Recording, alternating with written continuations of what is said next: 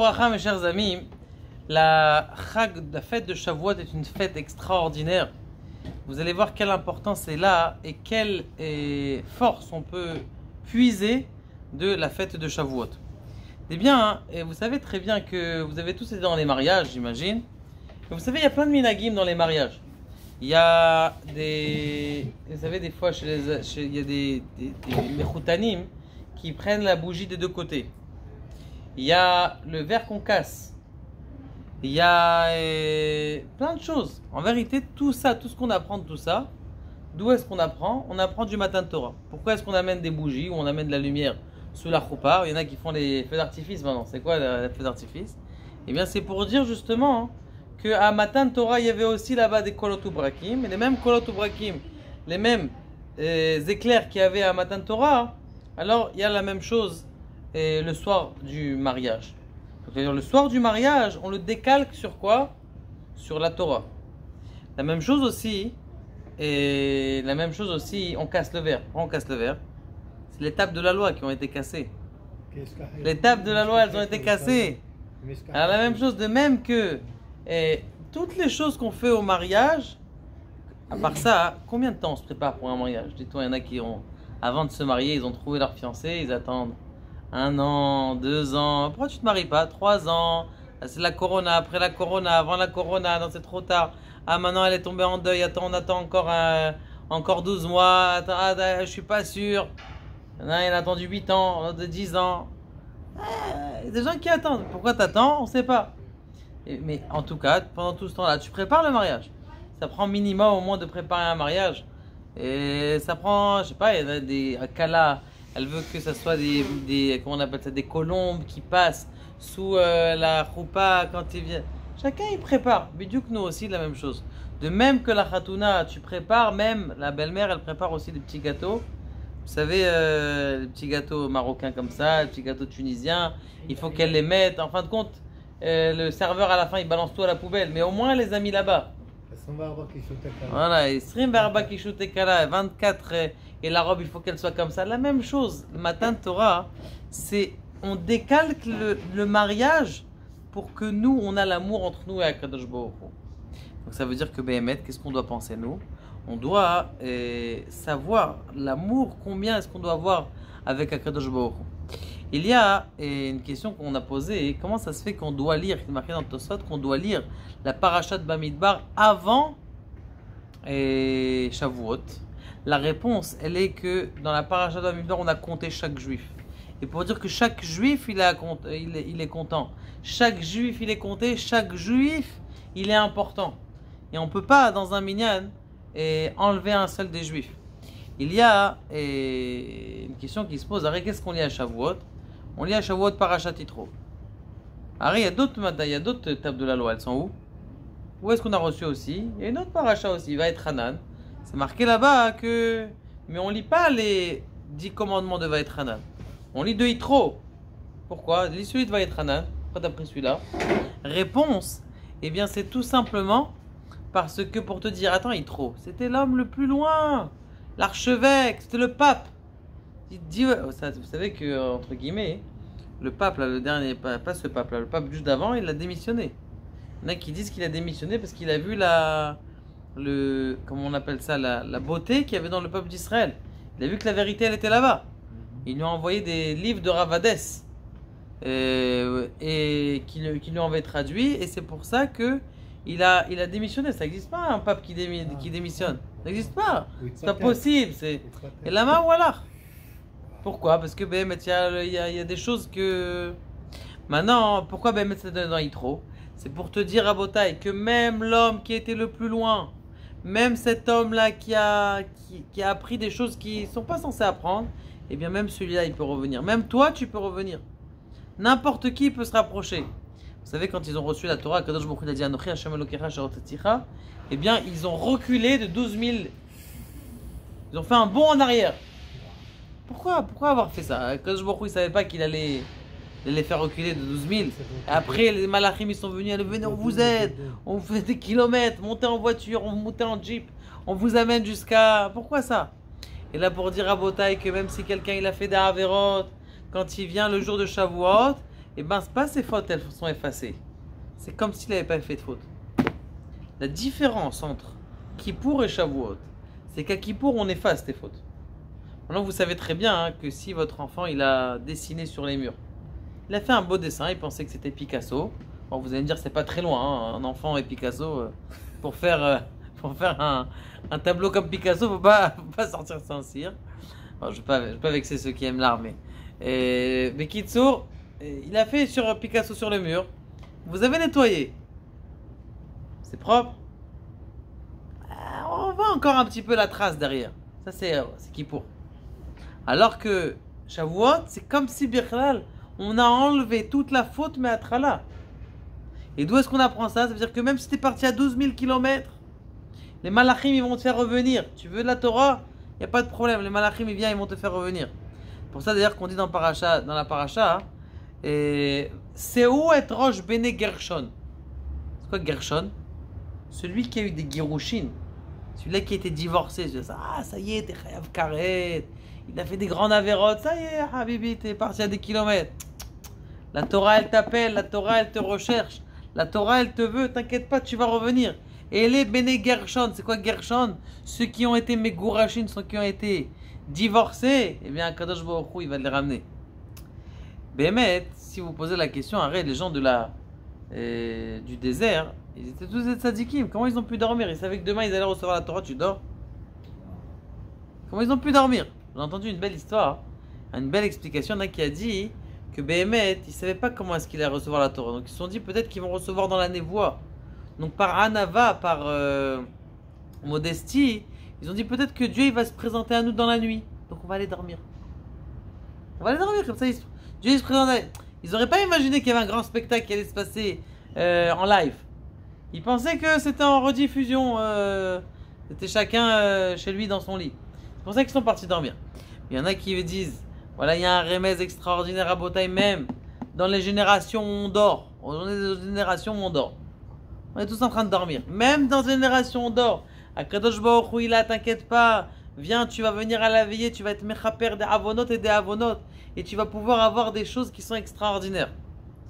D'ailleurs, c'est pour ça qu'on dit, Akadosh Baruch Hu nous a ramené en Israël al kanfe nesharim, sur les arbres, sur le dos des aigles. Prends un animal qui est cachère. L'aigle, c'est un animal qui est cruel. Prends sur un animal qui est comme ça. Et la Ma'erabotai, même si tu as fait des choses qui sont très loin, et le type il a fait des avérotes, même ça on t'amène sur un dos d'aigle, t'inquiète pas. Même si c'est la façon dans laquelle tu es arrivé, c'est pas une façon qui est très cachère, Akadosh Baruch Hu il va t'amener, Ba'azrat Hashem. Juste, il faut juste que tu montres, juste une petite nekuda. Arrête, c'est marqué, Atken atzmecha she'ena yerusha lecha. Il faut que tu te prépares. Il faut qu'on se prépare. On est 3 jours là avant la fête. On est quelques jours avant la fête. On doit se préparer. Ça fait 49 jours qu'on se prépare. Mais c'est jours avant la fête, on doit se préparer. Maintenant, c'est marqué Atken atzmecha she'ena yerusha lecha. Parce qu'il faut que tu saches que la Torah, c'est pas un héritage. Mais arrête, on dit le contraire. Torah tzivalanu Moshe morasha keilat Yaakov. Ça veut dire quoi? Mazé morasha, c'est un héritage. Alors c'est un héritage ou c'est pas un héritage? Qu'est-ce que vous dites? Est-ce que c'est un héritage ou c'est pas un héritage? Et là, c'est pas un héritage s'il n'y a pas un effort. Mais s'il y a un petit effort de Atken Atzmecha, ça veut dire que tu es en train de te préparer, en train de vouloir, de dire à Kadosh Baruch Hu, oui j'ai envie. Alors Béhémet, à Kadosh Baruch Hu, il va te dire oui c'est un héritage, t'inquiète pas, tu vas recevoir. Tu vas recevoir ce que tu as besoin. Il faut savoir il raconte une fois le Rav de Belz. Et il était à Belz. Et il dit que Béhémet, ces jours-là, c'est des jours qui sont très très forts pour celui qui veut s'élever de façon spirituelle. Même si quelqu'un est loin, il peut s'élever de façon spirituelle, il peut arriver. Juste courage et Bezrat Hashem, il va y arriver. C'est vrai que c'est dur la Gemara, c'est vrai que c'est dur le Zohar. Enfin, quelqu'un qui veut, il faut juste qu'il avance et Bezrat Hashem, ça va réussir. Il dit comme ça, il y avait une fois quelqu'un, il est arrivé, et là-bas, ils avaient un minag, que la veille de 3 jours, la veille de Shavuot, le Beth Midrash, il était plein. Plein. Il est parti. Et les magasins, bien sûr, ils étaient fermés. On se prépare pour Shavuot, elle d'avoir casé. C'est comme la veille de Kippour. On travaille moins. Et là, ils venaient tous au Beth Amidrash. Il est rentré au Beth Amidrash, il a vu que les gens ils priaient et tout ça. Il a ouvert une Gemara, il ne comprenait rien du tout. Il comprenait rien. C'était dur pour lui. Il est parti à Aron HaKodesh. On a déjà mis l'Aron HaKodesh. Il pleurait, il s'est mis à pleurer. Il s'est mis à pleurer. Il s'est retourné. Il a commencé à étudier. Et sa tête, elle s'est ouverte. Il a dit le Rav de Bel, cet homme-là, c'était un homme, je sais, il était simple. Maintenant, il n'y a pas un Beth Amidrash aujourd'hui où il n'y a pas son livre dans la bibliothèque.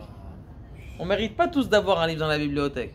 Tu peux imprimer un livre, il n'y a pas de problème d'imprimer un livre. Tu peux être Picsou, c'est pas grave. Est-ce qu'il est encore dans ta bibliothèque? On ne sait pas. Combien de temps? Picsou, ça change toutes les semaines. Les livres, par exemple, la Gemara, elle est restée depuis des années. Le Zohar, Rabbi Shimon Bar Yochai, le livre de Harizal, elle est dans toutes les bibliothèques. Ça veut dire que BMS, c'est des livres qui sont utilisés. C'est grâce à quoi que ces livres sont utilisés? Parce que c'est quelqu'un qui a mis des pleurs dans son livre et ça retransparaît dans son livre. Il dit comme ça, il dit c'est marqué. Et comment est-ce que tu reconnais le khatan? Des fois tu connais pas, t'es invité par la kala, mais tu reconnais pas le khatan, tu vois pas c'est qui. Tu vois c'est qui le khatan? Des fois tu connais pas, tu l'as jamais vu. C'est ta nièce, elle t'amène un beau khatan, il est mignon. Mais il y a plein de jeunes bachurim là-bas, ils viennent avec tous ces copains, tu veux pas peut-être c'est celui-là. Lequel tu reconnais? À l'entrée de la choupa, mais avant tu veux le reconnaître avant. Il y a le nœud papillon. Il y en a d'autres qui viennent, il y en a qui viennent la cravate, il y a le nœud papillon. Et lama, c'est celui qui prie. Le vrai khatan, le jour de Shavuot, c'est qui? Celui qui est en train de prier avant Shavuot. Akadosh Baruch Hu, ouvre-moi ma tête, que je puisse comprendre le Daf Yomi. Il y a plein de gens qui étudient le Daf Yomi, qui comprennent, que je puisse connaître la halachot, que ce soit facile pour moi. Que mes enfants ils soient des tzadikim, que même moi si j'arrive pas, que mes enfants ils soient des tzadikim.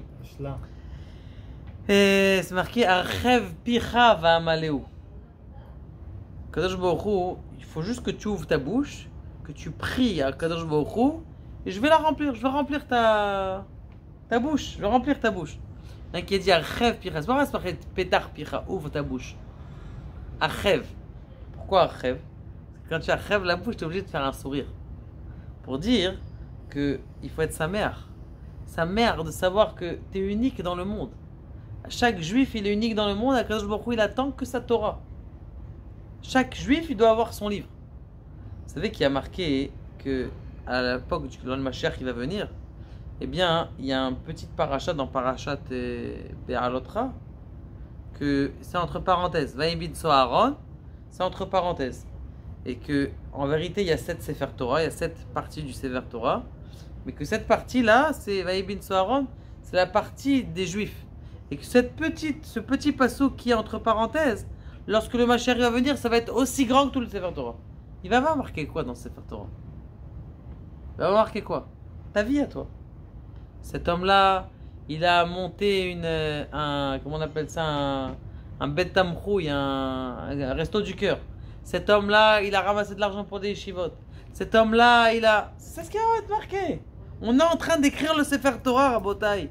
Le Sefer Torah du Mashiach, c'est nous qui sommes en train de l'écrire. Il va marquer, voilà, tel homme et tel homme. Pendant 50 ans de sa vie, il a enseigné la Torah. Tel homme et tel homme. Pendant 50 ans de sa vie, il a travaillé et il a donné de l'argent pour qu'on étudie la Torah en son nom. Ça, c'est ce qu'il dit le Rav Dessler. Il dit le Rav Dessler, celui qui prie pour avoir de la siyata d'Ishmaïa dans la Avodat Hashem, eh bien, il est écouté. Depuis qu'il dit Rav Dessler, depuis que la création, la destruction du Beth Amikdash, elle a été faite, à la destruction du Beth Amikdash, eh bien, qu'est-ce qu'il y a eu? Il y a eu que les portes du ciel, elles ont été fermées. Il y a une porte du ciel qui n'est pas fermée. C'est quoi? C'est lorsque tu demandes à Kadosh Baruch Hu, aide-moi à prier. Aide-moi à me renforcer en tsniout, en pudeur. Aide-moi à me lever tous les matins pour la prière. Aide-moi. Kadosh Baruch Hu, j'arrive pas à me lever. Aide-moi. Aide-moi à bien comprendre la Gemara. Aide-moi à travailler plus vite, comme ça je peux aller étudier plus vite la Torah. Juste aide-moi, ouvre-moi l'esprit. Ça, quand Kadosh Baruch Hu, quand un homme il demande qu'il ouvre son esprit, Kadosh Baruch Hu il écoute. Peut-être ça va prendre un peu de temps, mais Kadosh Baruch Hu il écoute. Et il y a une question qui se pose, très intéressante. On a parlé il y a eu un grand spectacle. Il y a eu un grand spectacle le jour où on a reçu la Torah. Il y avait des kolot, ou brakim, anan kaved. Extraordinaire. Maintenant, j'ai une question à vous poser. Pourquoi elles ont été détruites, les tables de la loi? Rashi, qu'est-ce qu'il dit? Il ramène le Midrash Rabbah. Et tu sais pourquoi les tables de la loi elles ont été détruites? Parce que la Ainara. C'est quoi la Ainara? Il y a trop de spectacles. Je fous les Yanas, comme ils disent les Ashkenaz. Ah, pourquoi tu te montres trop Kolot ou Brakim? À cause de ça, à cause de ça, les tables de la loi elles ont été cassées. C'est pas moi qui dis. Rashi qui amène le Midrash Rabbah. C'est quoi? Mais c'est pas à cause du Chet HaEgel, c'est qu'elles ont à cause qu'il y a eu le jour de Shavuot trop de spectacles, ça a fait trop d'Aïnara, c'était pas bon pour le Ham Israël. Donc il pose la question au Rav de Belz, il dit mais attends, je comprends pas. C'est qui a fait le spectacle? C'est moi? C'est moi qui a fait un mariage. Vous connaissez les mariages dans le désert avec des milliers de trucs. J'ai amené Coco qui est venu, qui a descendu ma belle-mère en hélicoptère. C'est moi qui a payé, c'est pas moi qui a payé, c'est Akadosh Baruch Hu. Il a mis des colottes, ou brakim, anan kavet, c'est lui qui a fait ça, c'est pas moi. Pourquoi c'est Akadosh Baruch Hu il donne comme ça? Si Akadosh Baruch Hu il voulait pas que ça soit comme ça, alors pourquoi est-ce qu'il a donné comme ça? Alors, entre guillemets, le problème, il n'est pas chez moi, il est chez Hachem. Et là, il dit, le Rav de Bel, il dit comme ça. Il dit, quand tu veux commencer quelque chose, regardez, faites le café le matin d'après. Faites le café. Vous allumez la bouilloire. Vous attendez que la bouilloire elle soit chaude. Dès qu'elle a fait clac, vous prenez, vous versez votre café. Onctuosité, Nescafé original. J'ai pas compris. Et le café, tu le bois tout de suite? Non. T'attends un peu qu'il refroidisse. Alors pourquoi tu l'as chauffé? T'as attendu qu'il soit à 100 degrés. T'aurais pu t'arrêter. Et une fois que c'est à 100 degrés, tu le mets dans ton café et t'attends que ça refroidisse. N'attends pas que ça refroidisse. Ou ne le fais pas chauffer, n'attends pas que ça refroidisse. Et là, le café, quand tu l'as pas mis à chaud, haute température, il n'a pas le même goût. Il a un arôme qui sort spécial. Le café, quand tu as fait monter ton café à 100 degrés. C'est bidou que la même chose. La Torah, c'est vrai qu'elle allait être cassée, elle n'allait pas tenir. Mais il fallait qu'elle soit donnée, Bekolot ou Brakim. Il fallait que le café il soit chaud. Il faut que ça soit brûlant, il faut que tu sois bouillant. Tu veux, eh bien il faut que tu sois bouillant. Il faut prier à Kadosh Baruch Hu, aide-moi. Et il faut savoir que le soir de Pessah, le soir de Shavuot, c'est marqué quelque chose qui n'est pas marqué dans aucun endroit dans le Shulchan Aruch. Celui qui dort bien, qui veille bien le soir de Shavuot, qui fait le tikkun comme il faut et qui l'étudie bien après le tikkun, Muftachlo Sheichye Kol Hashana. À Shavuot, Muftachlo. Est-ce que tu as une aftacha comme ça? Surtout dans une génération, alors il y a beaucoup de malades, il y a beaucoup de machins, il y a beaucoup d'histoires, on entend, on sait jamais, quelqu'un, il est venu au Beth Knesset hier, il a corona, tac, des problèmes, bon. Tu veux être sûr, toute la nuit t'étudies, tu fermes pas l'œil de toute la nuit, bien sûr tu dis pas des dibouré de varin betelim, mouv tachlo, chez où? Raconte une fois, hein. Alors ça c'est encore un peu plus lourd. Le Khatam Sofer il raconte le Khatam Sofer, non, le Rav Oriobach, il raconte qu'il y avait une année et il était content comme ça, très content, extraordinaire. Talmid dit, qu'est-ce qu'il y a, pourquoi vous êtes content?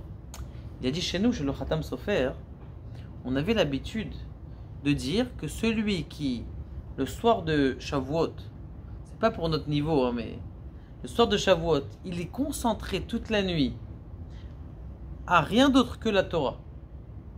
Et rien d'autre que... Il n'a pas... C'est-à-dire que c'est la concentration dans la pensée, pas que dans la parole. Aussi dans la pensée, toute la nuit, il pense à des bonnes choses. Eh bien, Eliyahu Hanavi va se présenter à lui. Comme ça, on disait le Khatam Sofer. Et à l'époque du Khatam Sofer, tout le monde y travaillait. Il n'y a pas beaucoup qui ont vu ça. Il dit, mais par contre, cette année, cette année, j'ai essayé de me concentrer. J'ai dit, je vais finir par y réussir, il faut que je réussisse un jour. J'étais en train d'étudier le Zohar. Et il y avait un endroit dans le Midrash, dans le Hidra Rabbah, un endroit dans le Zohar que j'arrivais pas à comprendre des années. Et j'étais en plein milieu d'étudier, je réfléchis. Il y a un vieux monsieur qui vient me voir. Et il me dit, tu sais l'explication de ça, tac, il explique le Zohar et tout ça. Et donc, je baisse la tête pour voir est-ce que son explication, elle rentre dans les mots. Est-ce que son explication? Je relis, je lève la tête, disparu. Il a dit, c'est pas Eliyahu Hanavi ça? Ça veut dire que c'est Eliyahu Hanavi. Donc c'est la simha, c'est sûr qu'il faut être sa mère. Et il faut savoir, donc on a dit déjà que ça enlevait le fait de ne pas dormir la nuit, ça enlève combien de carettes? Combien de averot ça enlève? Ça nettoie plusieurs carettes. Le soir de Shavuot plus que des autres soirs. Et le carré, c'est un fou. Nachon, c'est vrai que le Keter Torah, il y a toujours deux lettres. Je ne sais pas s'il y a sur cette parochet. Il y a toujours deux lettres sur le il est marqué Kaf Tav. Je ne sais pas ce que c'est quoi Kaf Tav. C'est quoi Keter Torah? Keter Torah, c'est quoi? C'est les mêmes lettres que Karet. C'est-à-dire si quelqu'un il met une Keter à Kadosh Baruch Hu le soir de Shevet. Et on dit, vous savez, vous avez déjà entendu cette histoire là, que le Bet Yosef, il était en train d'étudier la Torah avec 9 Bachurim. Et il y a une voix qui est sortie du ciel et qui a dit Shim'u Yedidai. Qu'est-ce qu'il a dit là? Elle a dit quoi la voix? Écoutez mes chers amis, ce que j'aime, Ahuvai, ce que j'aime. Regardez quoi, le bon Dieu il dit Yedidai Ahuvai. Rabbi Shlomo el-Kabetz Siper et Zé. Et il a dit qu'on n'était que 9. Dommage que vous n'étiez pas venus parce que si on était 10, alors Akadosh Baruch Hu l'aurait fait. Et le lendemain ils sont revenus. Il y a encore la voix qui est sortie. Et il dit la mehadrin mina mehadrin, ceux qui sont mehadrin. Vous m'avez élevé, vous avez été metaken ma couronne.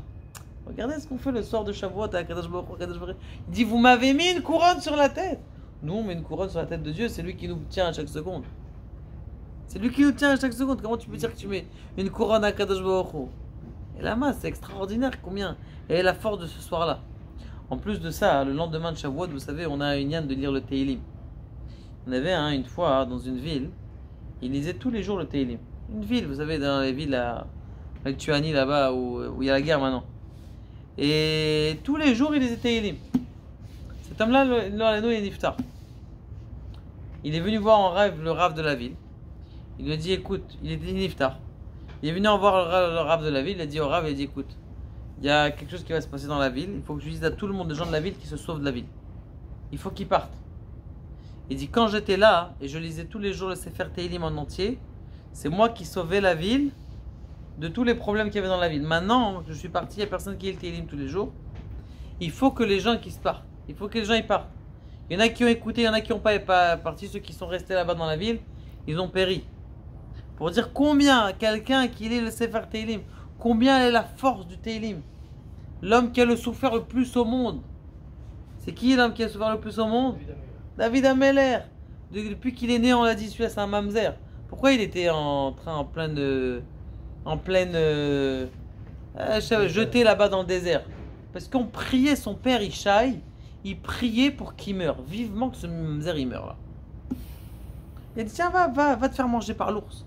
C'est honteux pour la famille, c'était honteux pour la famille. Even Maaswa Boinim, une pierre que les constructeurs ils se sont dégoûtés. Haïta les Rosh Pina. Maintenant c'était elle qui est montée en haut. Qui est le Keter, qui est la tête, c'est à David Ameller. Il a écrit le Sefer Teilim. C'est un Sefer qui est puissant. Il y en a qui lisent le Sefer Teilim. Qui lisent le Sefer Teilim dans quoi? Dans Mamash, dans le Shavuot. Ça c'est une grande ségoula pour plein de choses. Pour la Yeshua, pour la Parnassa, pour tout ce que quelqu'un il a besoin de la journée. Ce qu'il faut dire aux femmes aussi, de lire le Sefer Teilim. Donc ça mes chers amis, pour dire que regardez, même 2 fois. Il y en a qui disent que, et c'est ça le Inyan. Yedida Yahouvai, celui qui étudie la Torah, eh bien il est aimé d'Akadosh Baruch Hu. Et quand est-ce qu'on peut avoir les portes de la Torah qui s'ouvrent à nous? C'est Dafka ce soir, le soir de Rishon. Anachnu Nidonim, c'est marqué dans la Maseret Rosh Hashanah. Nidonim Alailan. On est jugé sur quoi?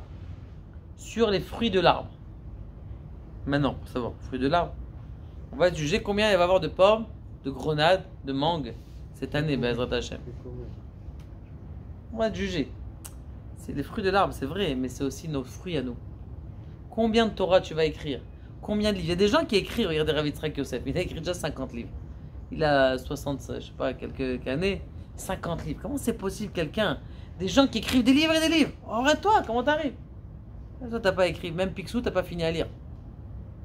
Et là, Maï, que chacun, il faut juste Archev Picha Va'amaleu. Ouvre ta bouche et je vais remplir ta bouche. Tu vas voir que Be'ezrat Hashem, grâce au fait que tu vas avoir de la simcha et tu vas bien étudier le soir de Rosh Hashanah, de Shavuot, et ben Kadosh Baruch Hu, il va t'ouvrir ta pensée et il va faire grandir tes enfants dans les mitzvot dans la Torah. Baruch Adonai, Le'olam et Amen.